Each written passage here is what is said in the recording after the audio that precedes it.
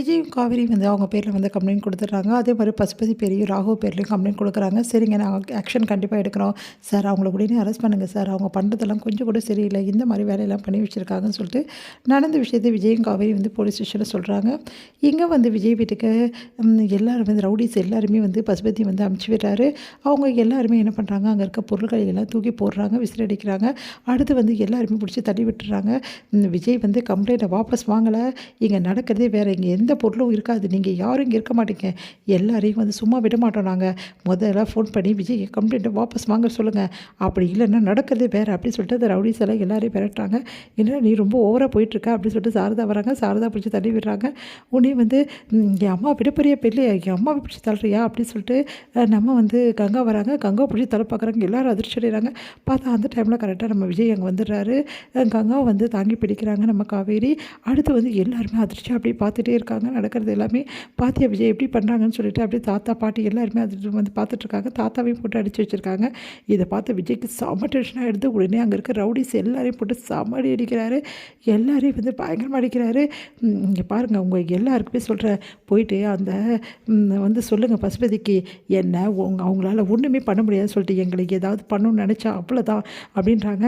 கேஸை வாபஸ் வாங்கணுமா, எக்காரனை கூட கேஸை வாபஸ் வாங்க மாட்டேன், அந்த பசுபதி உள்ள தள்ளாமல் விட மாட்டேன்னு சொல்லுங்கள் அவங்ககிட்ட அப்படின்னு சொல்லிட்டு செமையாக டென்ஷனாக பயங்கரமாக கத்துறாரு. அவங்க எல்லாரையும் போட்டு செம அடி அடிக்கிறாரு. எல்லாரையும் வெட்டி விடுறாரு. எல்லாருமே பயந்துன்னு விஜயோட அடிக்கு பயந்துன்னு அங்கேருந்து ஓடி போகிறாங்க. உடனே சிதறிக்க பொருட்கள் எல்லாத்தையுமே வந்து எடுத்து வைக்கிறாங்க. தாத்தா பாட்டி எல்லாருமே அப்படியே கிடக்குறாங்க. அவங்களால பார்த்து விஜய் பயங்கரமாக அதிர்ச்சி அடைகிறார். உடனே எல்லா பொருட்களும் எடுத்து வச்சுட்டு, என்னாச்சு தாத்தா பாட்டி, உங்களுக்கு எதுவும் அவ்வளோ, எங்களுக்கு எதுவும் அவ்வளோப்பா, காவேரி எங்கே அப்படின்னோடனே, காவேரி நல்ல காலம் நீ கூட்டிகிட்டு போயிட்டே, இல்லைன்னா என்ன ஆகுறது அப்படின்றாங்க. கங்கா உங்களுக்கு ஒன்றும் ஆவலை அப்படின்னோடனே, நல்ல காலம் கங்காவை காப்பாற்றிட்டீங்க, இல்லைன்னா என்ன ஆகுறது அப்படின்னு சொல்லிட்டு எல்லாருமே பேசிகிட்டு இருக்காங்க.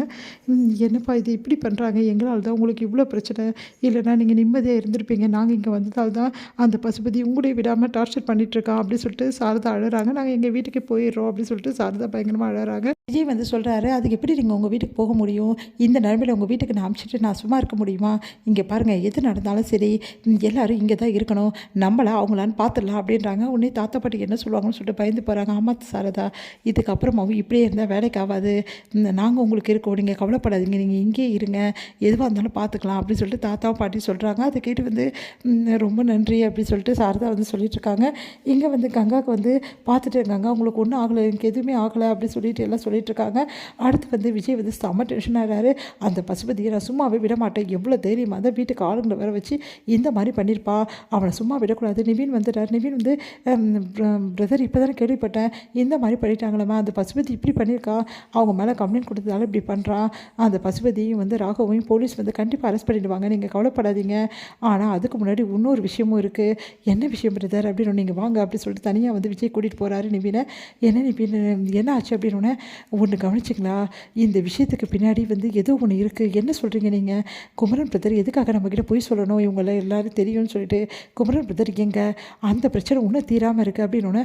ஆமாம் விஜய், நீங்கள் சொல்கிறதும் கரெக்டு தான், குமரன் எங்கே இருக்காருன்னு தெரியலையே, எனக்கு என்னமோ சந்தேகமாக இருக்குது, ஒரு வேளை குமரன் பசுபதி கிட்ட தான் இருக்காரோ அப்படின்னு நிவின் அதிர்ச்சியார். இப்போ என்ன பிரதர் பண்ணுறது அப்படின்னு, வேறு வழியே கிடையாது, குமரன் ப்ரோவை மீட்டே ஆகணும், அவர் எங்கே இருக்காருன்னு முதல்ல நம்ம கண்டுபிடிச்சி ஆகணும், இந்த பிரச்சனைக்கு என்னென்ன காரணம், எப்படி நடந்தது எல்லாமே குமரன் பிரதருக்கு தான் தெரியணும், முதல்ல அவரை கண்டுபிடிக்கணும், அவர் லாஸ்ட்டில் வந்து இருந்த சுவிட்ச் ஆஃப் ஆன இடத்துக்கு நம்ம போயிடலாம், அங்கேருந்து ஏதாவது க்ளூ கிடைக்கலாம் பார்க்கலாம் அப்படின்னு சொல்லிட்டு விஜயும் நிவினும் வந்து கிளம்பி போகிறாங்க.